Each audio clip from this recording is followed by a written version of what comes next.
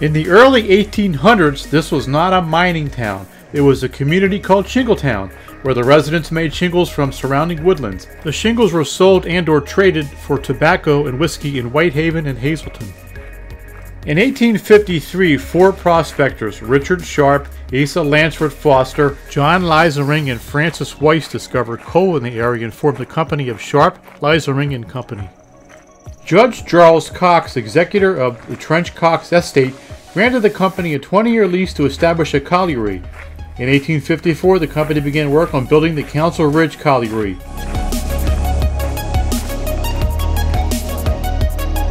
The small and scattered buildings of Shingletown soon gave way to the numerous houses you see here today.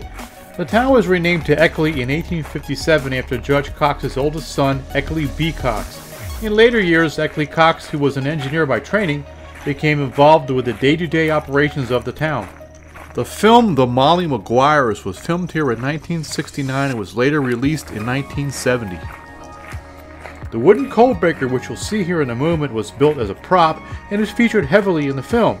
It still stands here despite receiving no maintenance over the years. The filming of the movie kept the town from being demolished.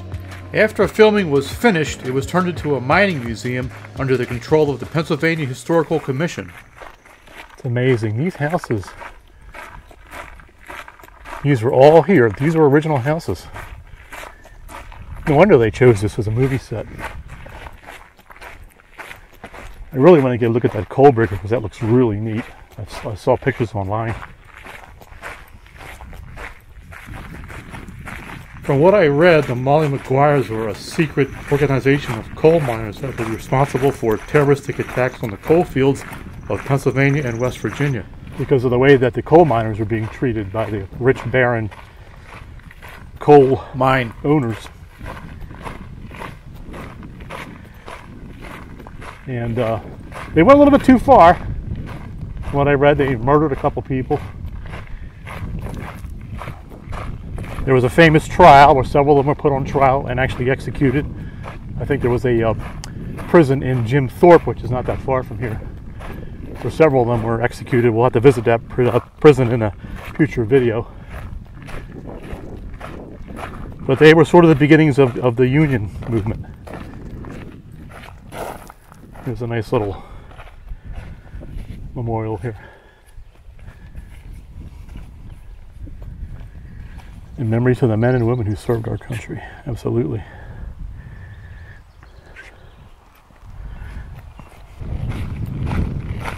And somewhere back off to the left is the coal breaker.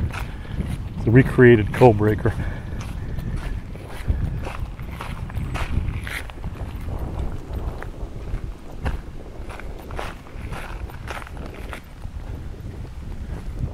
And there it is.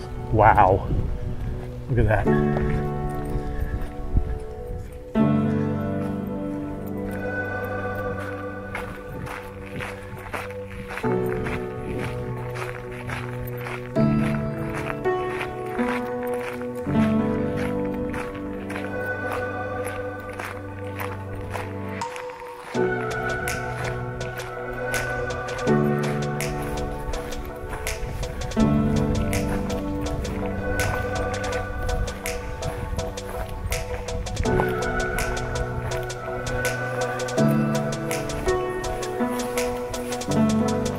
Some information here on a placard.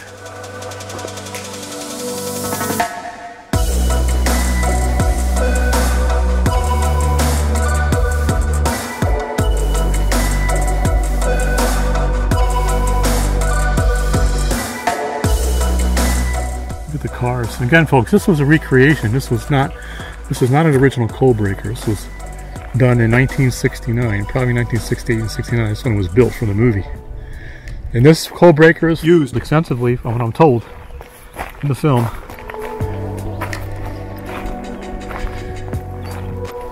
Let's see if we can go around here.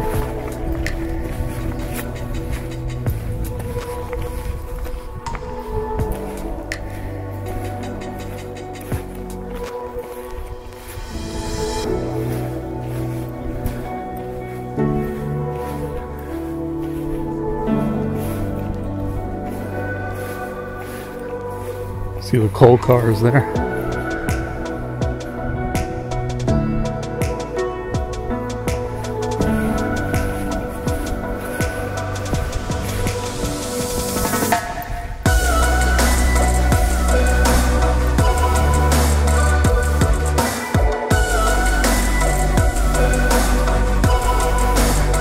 Yeah, I can see on the back side there, it's sort of just lumber, modern wood, because they didn't show the back side of it.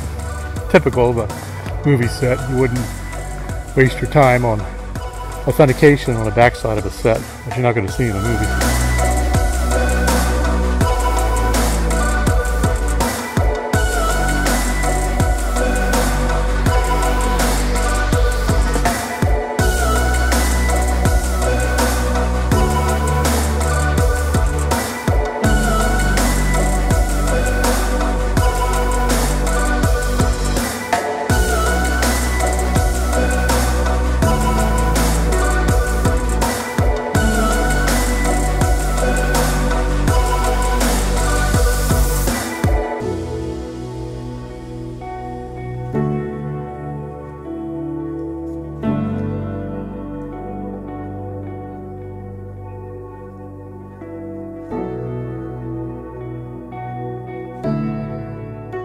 Well, that'll do it for this video. We'll have to come back here on the day when they're open, when all this COVID crisis is over, and we'll take you through the buildings. We'll give you a real tour.